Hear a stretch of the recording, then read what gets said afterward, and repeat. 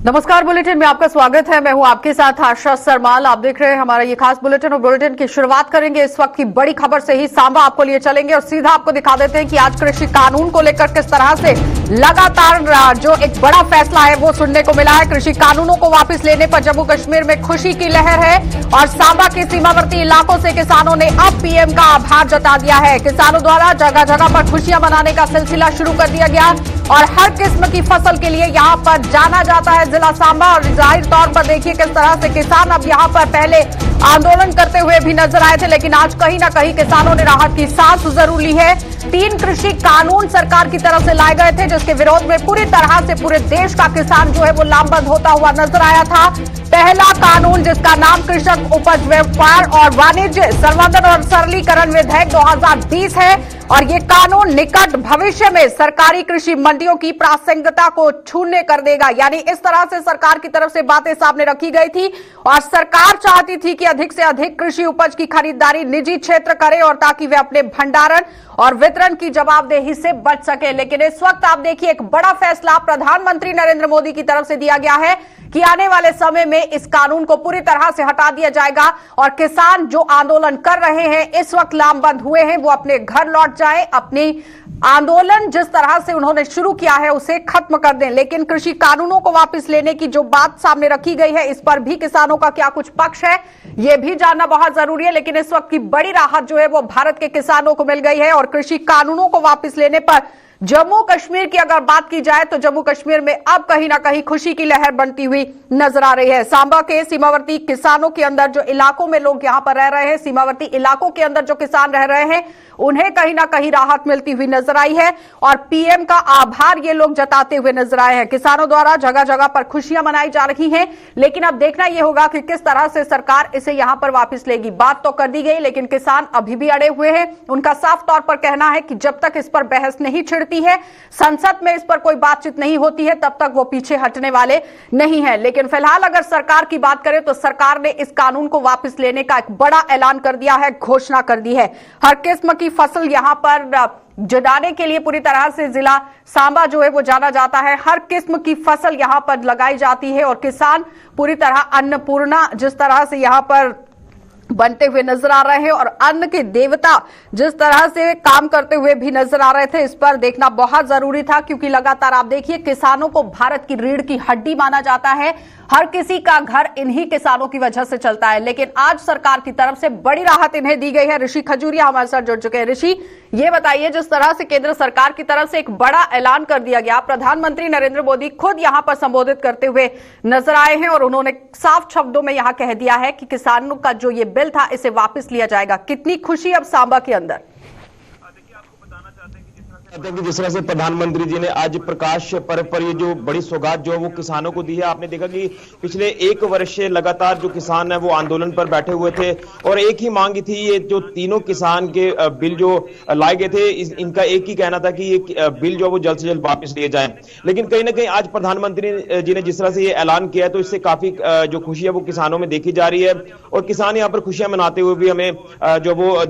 हमें दिख रहे हैं। लेकिन आपको मैं बताना चाहता हूँ कि जिस तरह से प्रधानमंत्री जी ने जिन सरल शब्दों में यह भी कहा कि उन्होंने काफी एक प्रयास किया कि किसानों को समझाया जाए और उन्होंने ये भी कहा कि लगातार ये कहा गया था केंद्र सरकार की तरफ से कि एमएसपी के साथ बिल्कुल भी छेड़छाड़ नहीं होगी। लेकिन उन्होंने कहा कि या तो सरकार की तरफ से कोई चूक हुई है या फिर किसानों की तरफ से भी आप कह सकते हैं कि उनको समझ नहीं आ रहा था ये किसान के कानून को लेकर। और फाइनली सरकार ने यह तय किया कि उनको ही आगे जो वो आना होगा और ये बड़ा इनिशिएटिव जो प्रधानमंत्री जी ने लिया है, जिसके चलते आपको बता दें कि अगर किसान वर्ग की बात करें तो लगातार आप सड़कों पर देखा पिछले 1 वर्ष से और अभी भी लगातार सड़कों पर ही था। लेकिन आज के दिन पर ये ऐलान करना और किसानों में एक खुशी देखी जाना, ये एक स्वाभाविक सी बात है कि लगातार अब किसान जो है वो काफी खुश नजर आ रहा है। और जो लगातार एक इंतजार किया जा रहा था कि लगातार सरकार को आड़े हाथों में लिया जाता था कि कहीं ना कहीं विपक्ष जो है वो निशाना साधते हुए नजर आया है। राहुल गांधी ने ट्वीट किया है कि यहां पर अहंकार को छोड़कर सत्य की जीत हो गई है, सत्याग्रह जीत गया है। देखिए बिल्कुल, जिस तरह से ऑपोजिशन की अगर बात करें, खासतौर पर मैं कांग्रेस की बात करूंगा, लगातार जब सुबह ये ऐलान किया गया प्रधानमंत्री जी की तरफ से, तो दूसरी तरफ कांग्रेस सरकार भी आड़े हाथों ले रही है कि एक साल एक लंबा इंतजार करना पड़ा किसानों को, लगातार आंदोलन किया और किसान ने काफी जो सरकार है उन्होंने काफी विलंब किया, काफी देर कर दी है इसे वापस लेने में और फाइनली सरकार को जो वो किसानों के आगे झुकना पड़ा और आज किसानों की जीत हुई है। उन्होंने यहां तक कि ये भी कह दिया कि जिस तरह से डीजल के दाम है वो भी कम होने चाहिए और इसके साथ जुड़े जो मुद्दे हैं उनको भी आज कांग्रेस ने उठाया है और यहां पर साफ तौर पर उन्होंने ये भी कहा कि 750 से ज्यादा किसान जो है वो यहां पर जो है वो अपनी जान गंवा बैठे हैं इन कानूनों को लेकर जो उन्होंने संघर्ष किया है। तो फाइनली केंद्र सरकार की भी अगर बात करें तो प्रधानमंत्री जी ने भी आज क्षमा मांगी है। उन्होंने कहा कि हमने एक भरपूर प्रयास किया है किसान को समझाने में इन कृषि कानूनों को लेकर, लेकिन वो किसान समझ नहीं पाए और फाइनली सरकार को ही आगे आना पड़ा है और जो ये कृषि कानून है ये वापस नरेंद्र मोदी की तरफ से कहा गया कि तपस्या में कहीं ना कहीं कमी रह गई है, जिसकी वजह से आज ये फैसला वापस लेना पड़ा है और किसानों के हितों को मद्देनजर रखते हुए सरकार ये फैसला ले रही है और बहुत ही जल्द यहां पर जो सत्र शुरू होगा उसके अंदर बैठक होगी, बहस होगी और उसके बाद इस पूरे कानून को वापस ले लिया जाएगा। लेकिन ऋषि, सवाल यहां पर यह है कि किसान अभी भी अड़े हुए हैं, वो कह रहे हैं कि आंदोलन अभी भी जारी रखेंगे जब तक बहस नहीं होती, इस पर कुछ और निकलकर सामने नहीं आता, तब तक वो इसी तरह से धरना प्रदर्शन रखेंगे। देखिए आशा, मैं इसमें एक चीज स्पष्ट कर देना चाहता हूं कि जिस तरह से प्रधानमंत्री जी जो देश के प्रधानमंत्री है बड़े सरल शब्दों में उन्होंने कहा कि हम ये कृषि कानून वापस ले रहे हैं, लेकिन दूसरी तरफ अगर किसान है जो आंदोलन पर बैठे हुए हैं, खासतौर पर जो किसान यूनियन है जिसमें राकेश टिकैत की मैं बात कर रहा हूं, वो अभी भी लगातार अड़े हुए हैं कि जब तक सत्र में ये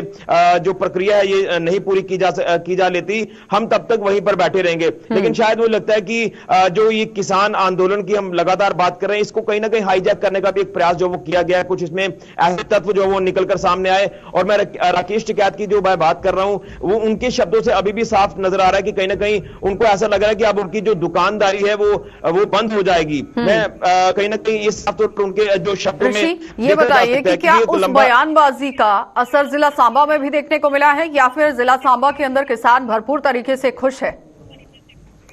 देखिए यहाँ पर जहां जो किसान सांबा जिला का है वो किसी राजनीतिक अखाड़े में जो वो नहीं कूदता है ज्यादा तौर पर हमने देखा, लेकिन कुछ एक ऐसा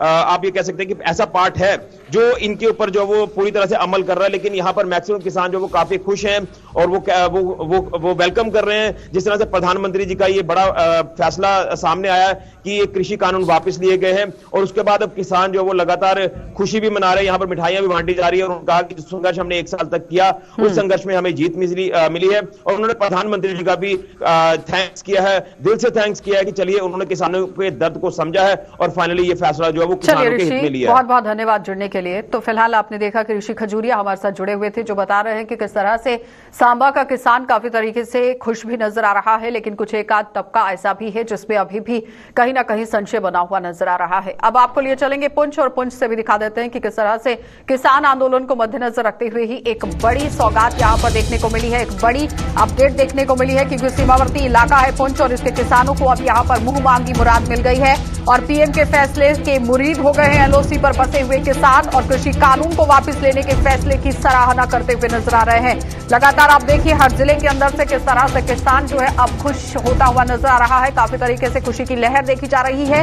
एक तरफ सीमावर्ती इलाका है जहां पर हर बार गोलाबारी का सिलसिला शुरू रहता है,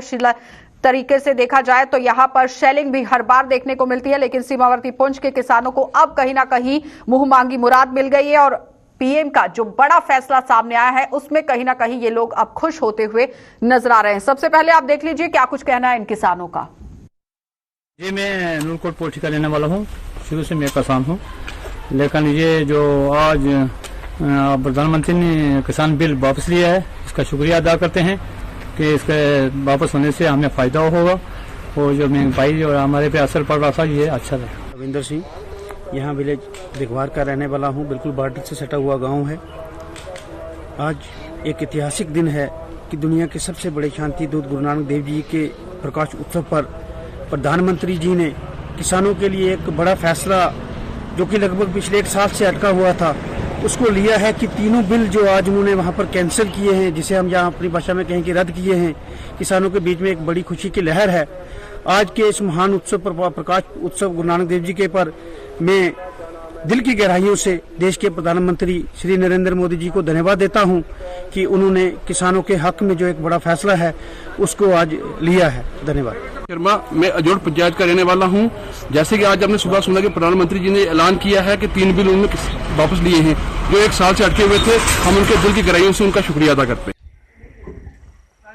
आपने देखा कि पुंछ के किसानों का क्या कुछ कहना था, किस तरह से वो आभार जताते हुए नजर आए हैं कि यहां पर दिगवार सेक्टर से किसान जो है वो ताल्लुक रखते हैं और दिगवार सेक्टर एक ऐसा सेक्टर है जहां पर पाकिस्तान का बॉर्डर पूरी तरह से लगता है। यानी ये कहा जा सकता है कि पुंछ एक ऐसा जिला जो जम्मू कश्मीर का आखिरी जिला माना जाता है और उसके बाद अगर कोई इलाका पहुंचता है या पड़ता है तो वो सिर्फ और सिर्फ पाकिस्तान है। और जिस इलाके के अंदर ये लोग किसानी करते हैं वो कहीं ना कहीं पाकिस्तान की चपेट में भी आता है। जब शेलिंग होती है तो ये लोग इसकी चपेट में भी आते हैं, लेकिन आज कहीं ना कहीं राहत मिलती हुई जरूर नजर आई है। सनी हमारे संवाददाता हमारे साथ जुड़ चुके हैं। सनी, किस तरह से खुशी की लहर देखी जा रही है किसानों में?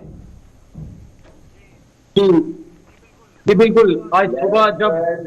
किसानों को ये सुनने को मिला कि प्रधानमंत्री की तरफ से आज जो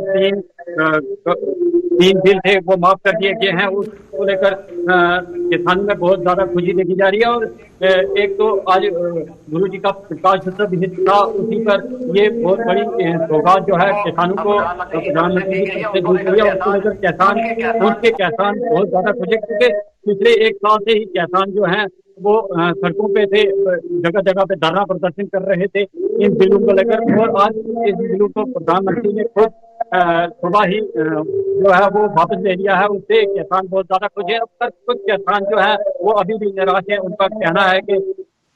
नजर आ रहे थे कि दिगवार सेक्टर से वो लगते हैं, गुलपुर सेक्टर है, कृष्णा घाटी सेक्टर है, बिम्बर गली सेक्टर है, कई ऐसे सेक्टर हैं जहां पर किसान अपनी किसानी भी करते हैं। लेकिन पाकिस्तान की जद में ये पूरा इलाका जब आता है, शेलिंग होती है, काफी परेशानियां भी झेलनी पड़ती है। और उसके बावजूद जब किसानों के लिए यहाँ पर ये बिल लाया गया था तो कहीं ना कहीं किसानों में रोष भी देखा गया। तो आज उसको लेकर कहीं ना कहीं राहत मिलती हुई नजर आई है। देखो जी, पहले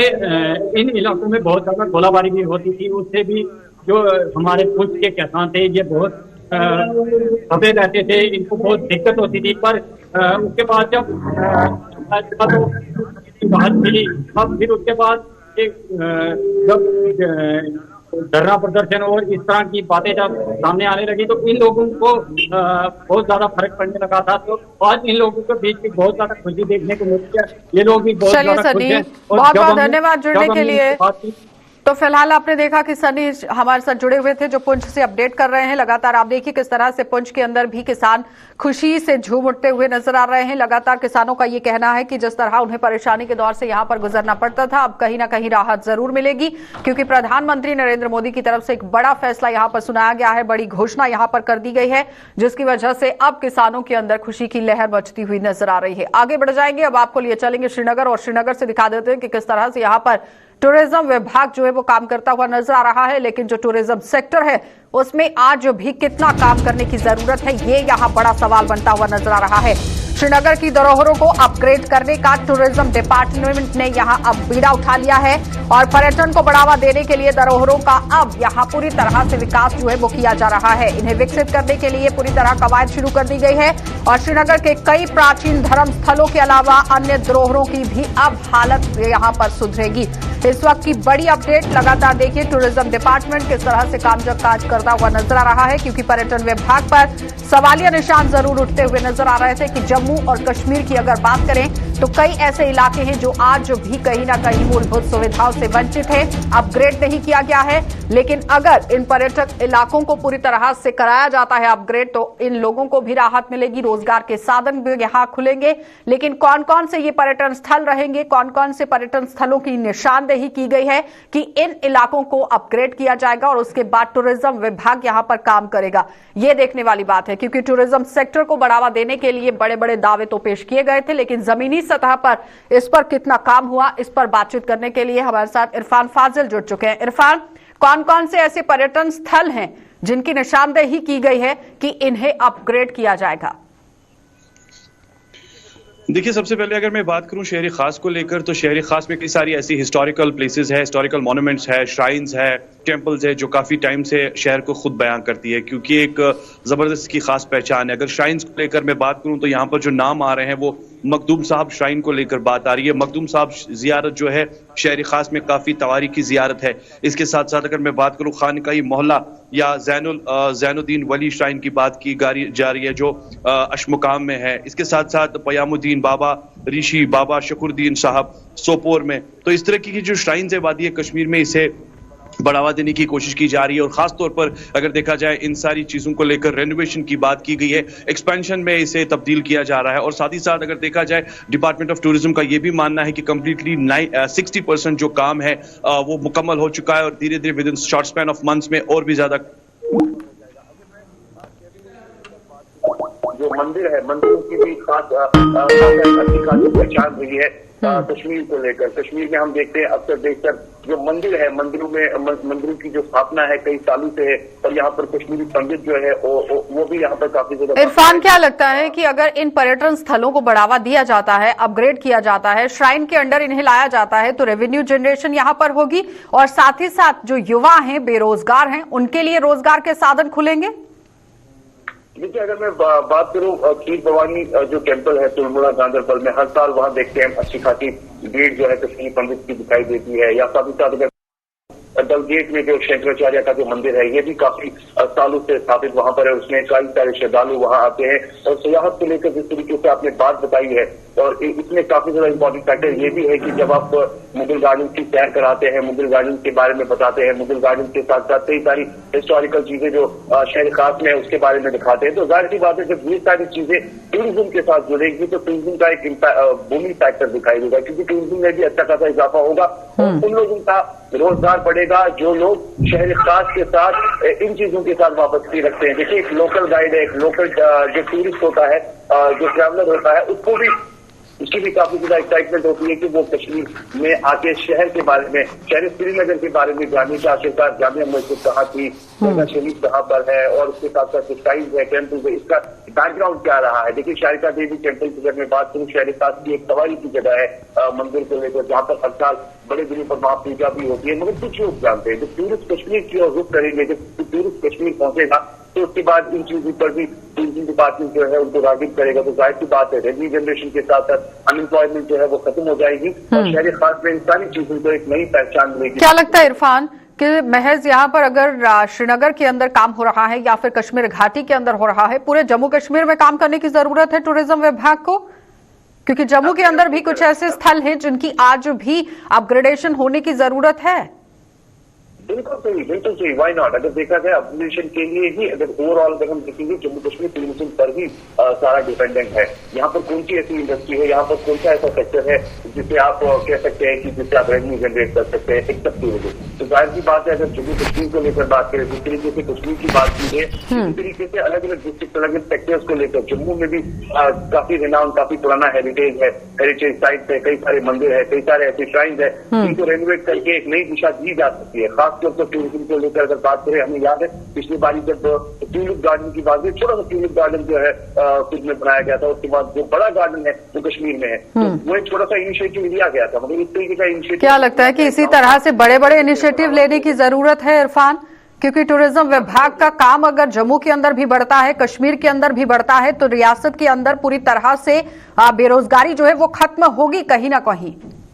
एब्सोल्युटली। अच्छा, अगर देखा जाए बेरोजगारी के मामला जो है कहाँ नहीं है, जबकि जम्मू कश्मीर की बात करेंगे कई सालों से यहाँ पर टूरिज्म सेक्टर जो है वो बैक भी हिट हुआ है। अब नई दिशा देने की कोशिश की जा रही है, मगर उसके साथ साथ रोजगार के हवाले से बात करें, अच्छा जैसे आपको खुद पता होगा कि जम्मू में भी कई सारे ऐसे स्थान है, कई सारे ऐसी खूबसूरत जगह है, कई सारे ऐसे गार्डन है जिनको रिवाइव करने की जरूरत है, नई दिशा देने की जरूरत है। वहां पर रोजगार भी बढ़ेगा, अनएम्प्लॉयमेंट खत्म हो जाएगी और साथ ही साथ एक मैप पर नई चीजें जो है रेनोवेट हो जाएगी, रीजेनोवेट हो जाएंगी, जिससे जाहिर सी बात है टूरिस्ट पर एक डिफरेंट सा पॉइंट ऑफ व्यू जाएगा जो कि इंटरनेशनल लेवल तक पहचान हो सकता है। हो सकता है कि कल ये टूरिस्ट अगर फॉरेन कहीं जाता है तो इसके जहन में ये बात जरूर होगी कि जम्मू और कश्मीर में जो है इस तरह की चीजें, यानी कि टूरिज्म विभाग को ठीक है कश्मीर के अंदर वो संज्ञान ले रहा है, काम कर रहा है, जिसमें कोई दो राह नहीं है, लेकिन जम्मू के अंदर काम करने की भी जरूरत है। इरफान, बहुत बहुत धन्यवाद जुड़ने के लिए। तो फिलहाल आपने देखा कि इरफान फाजिल हमारे साथ जुड़े हुए थे, जो बता रहे हैं कि टूरिज्म विभाग किस तरह से कामकाज करता हुआ नजर आएगा। लेकिन सवाल यहां पर यह है कि महज यहां कश्मीर के अंदर काम करने की जरूरत नहीं थी, जम्मू के अंदर भी काम करने की जरूरत है। और अगर जम्मू और कश्मीर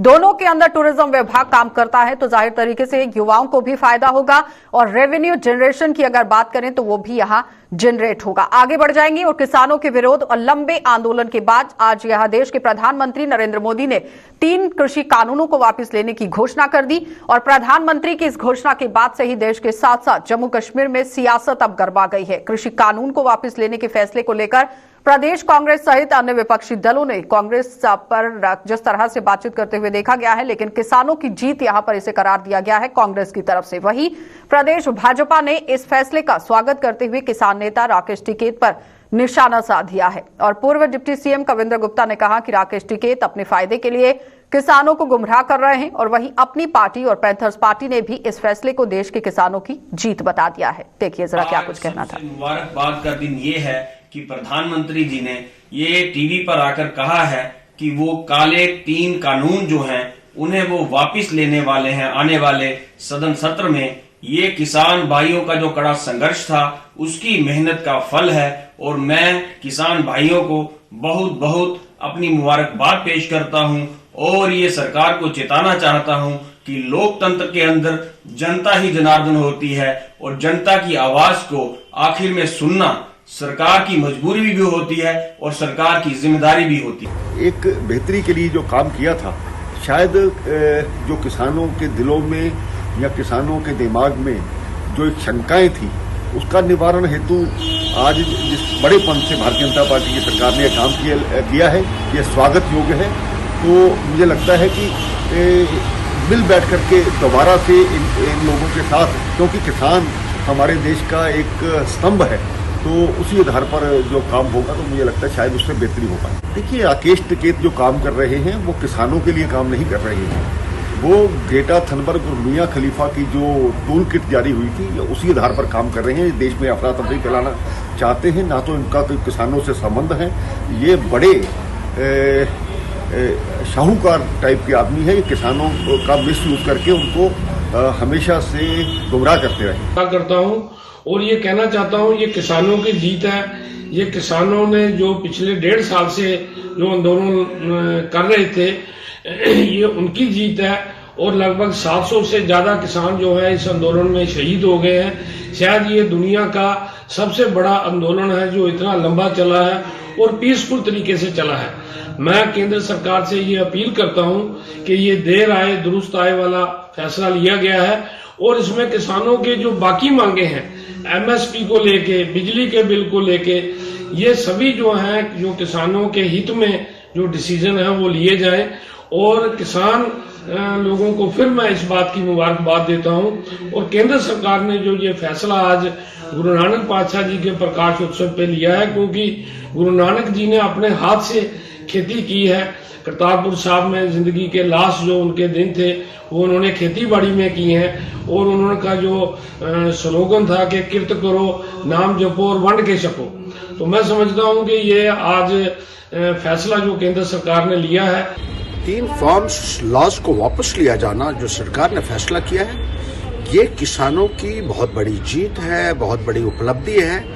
और इसके लिए हिंदुस्तान के तमाम किसानों को मुबारकबाद देना चाहता हूं। एक पैगाम भी है इसमें कि जोर जबरदस्ती से किसी भी निजाम को चलाया नहीं जा सकता। आप दबाकर, डराकर, धमकाकर जमहूरियत में कभी भी कामयाब नहीं हो सकते हैं। लोगों को साथ लेकर चलना और लोगों को कॉन्फिडेंस में लेकर फैसले लेना, ये सरकार की हमेशा कोशिश भी होनी चाहिए और एक बहुत बड़ा सबक सरकार के लिए भी है और एक बहुत बड़ा पैगाम इसमें यह भी है कि आज की तारीख में भी जो लोग सरकार की जन विरोधी नीतियों के खिलाफ आवाज उठा रहे हैं, एक ना एक दिन उनको भी कामयाबी जरूर मिलेगी। तो वहीं किसानों ने सरकार के इस फैसले का स्वागत करने के साथ साथ सरकार से उनके हितों को ध्यान में रखते हुए नए कानून बनाने की मांग कर दी। इन किसानों के मुताबिक सरकार को ऐसे कानून बनाने चाहिए जिनसे बर्बाद हुई फसल का भी मुआवजा मिलने के साथ साथ छोटे किसानों को भी लाभ मिल सके। खासकर सरकार की तरफा, नरेंद्र भाई मोदी की तरफा जेडे 3 कृषि कानून बने थे वो वापस लेते गए ना, उसका स्वागत करने कि किसान जेड़ा वो 1.5 साल का एक एजिटेशन के उपर बैठा रहा, लेकिन सरकार ਜਿਹੜੇ ਕਾਨੂੰਨ ਵਾਪਸ ਲੈਣਾ ਪਾਰਲੀਮੈਂਟ ਉਸ ਦੇ ਕਾਨੂੰਨ ਬਣੇ ਦੇ ਸੇ ਅਸੀਂ ਚਾਹੁੰਦੇ ਹਾਂ ਕਿ ਇਹਦੇ ਪਰ ਪੂਰਨ ਵਿਚਾਰ ਹੋਣਾ ਚਾਹੀਦਾ ਕਿ ਜਿਹੜੇ ਕਿਸਾਨਾਂ ਦੇ ਹੱਕ ਦੇ ਵਿੱਚ ਕਾਨੂੰਨ ਬਣੇ ਦੇ ਸੇ ਖਾਸ ਕਰ ਗਰੀਬ ਕਿਸਾਨ ਜਿਹੜਾ ਉਹਦੇ ਹੱਕ 'ਚ ਹੈ ਲੇਕਿਨ ਚੰਦ ਵਪਾਰੀ ਤਬਕਾ ਜਾਂ ਜਿਹੜਾ ਵਪਾरी तबका था वो इसका पर एजिटेशन में बैठा था कि जो हमारे प्रधानमंत्री मोदी जी ने जो फैसला लिया इस फैसले का हम स्वागत करते हैं और हम इसके साथ सरकार को कहना चाहते हैं कि ऐसा कानून लाया जाए जो किसानों के हित में सबसे पहले हो। जो देर आए दुरुस्त आए लेकिन जो फैसला हुआ इसके फैसले का हम स्वागत करते हैं और हम खासकर सेंट्रल गवर्नमेंट से अपील करते हैं कि किसानों के बारे में सोचा जाए। और हमारे जम्मू कश्मीर की हालात देखिए, जो भी बारिश हुई है अभी तक किसानों को कोई प्रॉपर मुआवजा नहीं मिला है। हम चाहते हैं कि इस तरह के कानून ठोस कानून बने कि अगर कोई फसल का नुकसान होता है जल्द से जल्द 15 या 20 दिन के अंदर लोगों को मुआवजा मिलना चाहिए। अभी महीना डेढ़ हुआ है, किसानों की तरफ कोई सुनाई नहीं, ना ही किसानों को कोई पैसा अभी तक उनके खातों में दिया गया है। जो हम मोदी साहब जी का धन्यवाद करना चाहते हैं जिन्होंने ये कानून वापस लिया है। चलिए बुलेटिन में फिलहाल इतना ही। देश और दुनिया की खबरों के लिए आप बने रहिए गुलिस्तान न्यूज के साथ।